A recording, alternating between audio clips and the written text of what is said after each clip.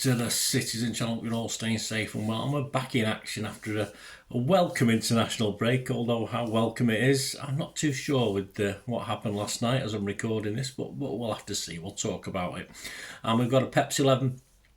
It's going to be a very important few games for City. This could be, it's early doors, but it could tell us a lot about what's going to happen this season over the next half a dozen games that City have got to play. So we're looking at City against Spurs today anyway. One game at a time, as we say, don't we? On the 23rd of November 2024, 5:30pm kickoff, match day 12. I'm recording this on the 19th of November. Happy birthday, son.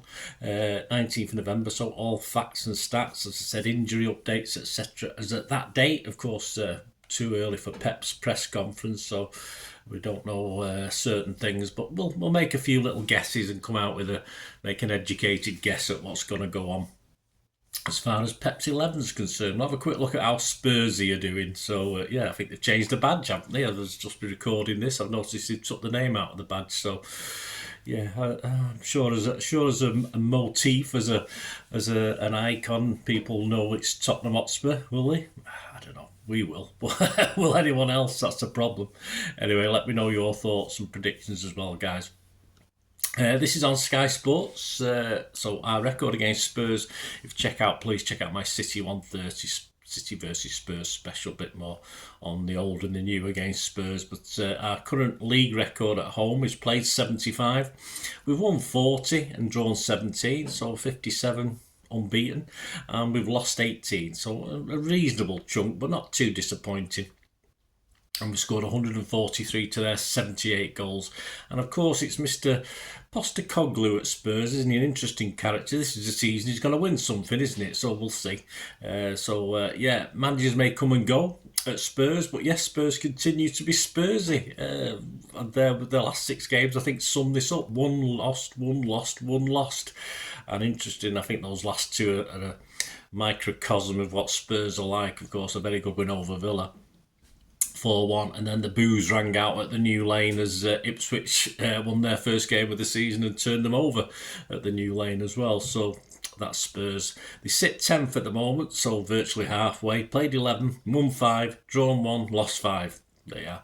But they scored 23 and let 13 in, so they're doing pretty well on that score. Plus 10 goal difference. The defence is okay, and they do score plenty and don't let so much in. Will their win over us in the Carabao Cup have any bearing on this? Not particularly, but it won't do them any harm either, will it, from a psychological point of view? The one thing, they did have home advantage, which I thought was always going to edge it for them. And a lack of purpose and a lack of probably fit players for Pep, that was a problem. Yes, and of course, Pep's importance of this competition was obvious. We weren't bothered, simple as that. But this should be a whole new ball game. The negatives though, we've not been at it. We're still not quite at it as at the Brighton game, which is the last one we played. And if Spurs are Spursy, well, let's face it, we're being a little bit typical City at the moment, aren't we? Yes, there are reasons. Of course there are. We know there are. There's nothing. But the thing is now, at this point in time, the playing field's quite level. There's nothing superior in this City team at the moment, I don't think, to a lot of the Premier teams out there. And when we were superior, unfortunately, Spurs were always the ones that gave us trouble. So doesn't bode well, does it, on that side of it? Both teams, of course, will be a lot stronger in the cup game, though we possibly less so. We don't have much to play with, although hopefully players will be back after a rest, after the international break. And we should really be wary of their strengths, though, as ever, with Tottenham and Postecoglou's way of playing, of course. And despite their inconsistencies, we've got problems of our own. But we need to win this. It's as simple as that. We have to win it. With trips to, of course, ignore the Feyenoord game, which hopefully we should have enough for that.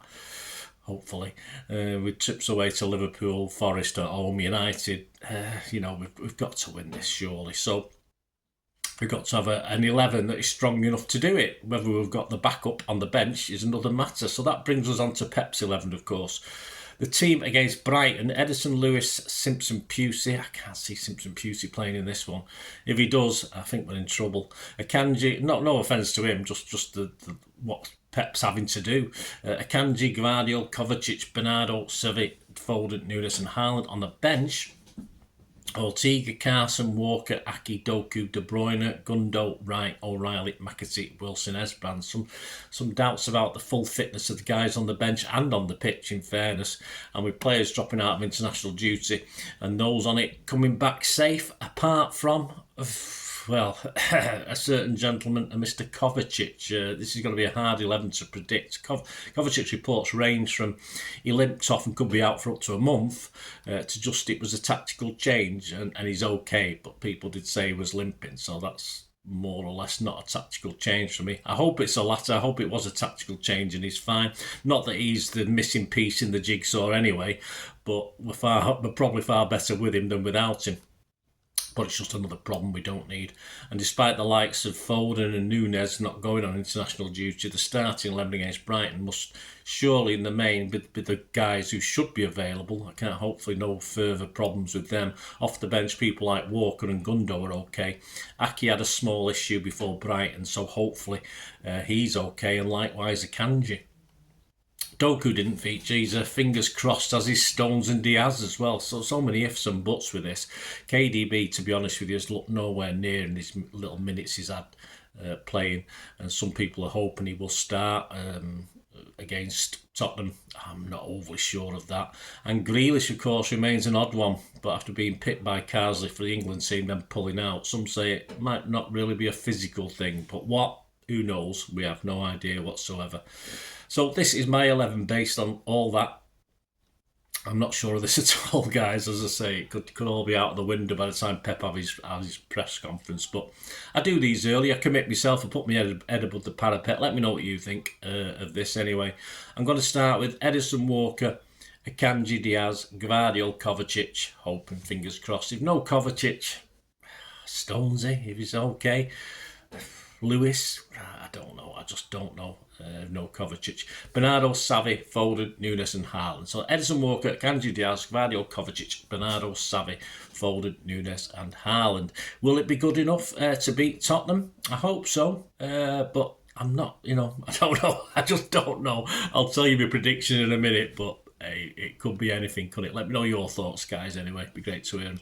And on the subject of predictions, Andy Morrison, of course, puts this together 3 or 4 weeks before the game, so you've always got to give him a little bit of leeway.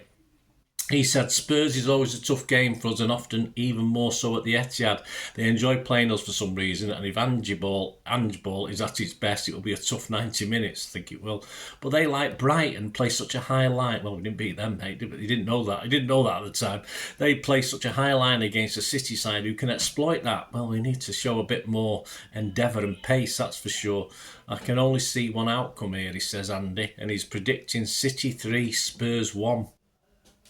You can get 11 to 1 on that generally at the bookies. I predicted 2 City losses in the last 4 games, which I don't like to do.